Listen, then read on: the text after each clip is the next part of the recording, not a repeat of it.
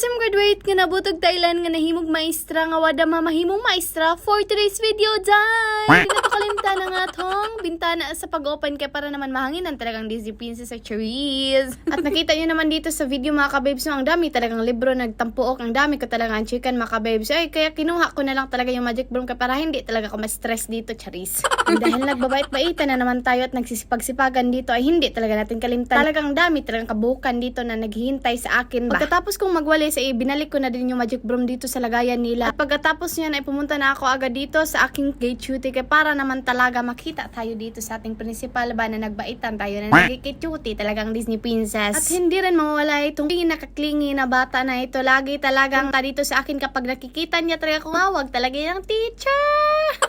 Siyempre, hindi ko yan matitiis. Pero nga, kakapoy talaga po. Sunod-sunod, dagandagan. Kaya dinala ko dito sa kanilang room. Ay kapare, palaruin ko talaga. Hindi na ako nagpaalam dito sa mga maestra, no? Kaya dinala ka talaga ako dito ng bata na to. At naglalaro na lang talaga siya. Dahil wala pa yung kanilang teacher. At first time pala ako makapasok dito sa kanilang room. At na-amaze ako talaga sa ilang floor. Kaya pwede higaan, charis. Bandang alas 9, mga kabebs na pumunta na ako dito sa aking kinder. O ano ba, dahil nga, may activity kami ngayon ng tent pitching. Pero nahihirapan talaga kami. Hindi ako na-stress sa mga bata. Kundi stress ako dito sa aking tent pitching, no? Kaya almost 30 minutes talaga kaming nagpatayo dito at hindi talaga siya tumindog mga kababes. At napapaisip na rin talaga ako, no? Kung gusto ko na lang talagang bumitaw. Gusto ko nang bumitaw!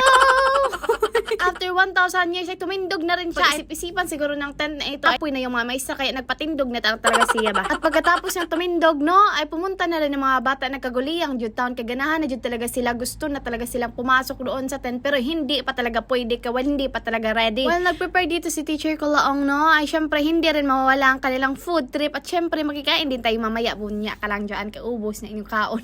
At pagkatapos yan makabibs, hindi ko na hihintay yung pagkain, no? Kaya baka naman maubos. At hindi ako na-inform naman may fried drill pala dito ngayon. At syempre, dagan-dagan dito ng Disney Princess. Pagkatapos namin kumain sa lunchtime mga kabibs, ay chinatan ako. Charat. Sana all. Chat-chat mo sa driver ha.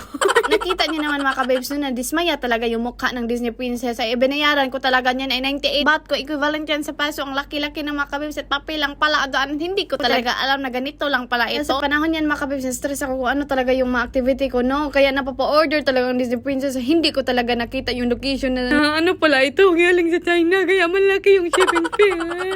Napapayak na lang ako. Pero laban lang tayo dyan. Salamat sa panonood. Kapun ka!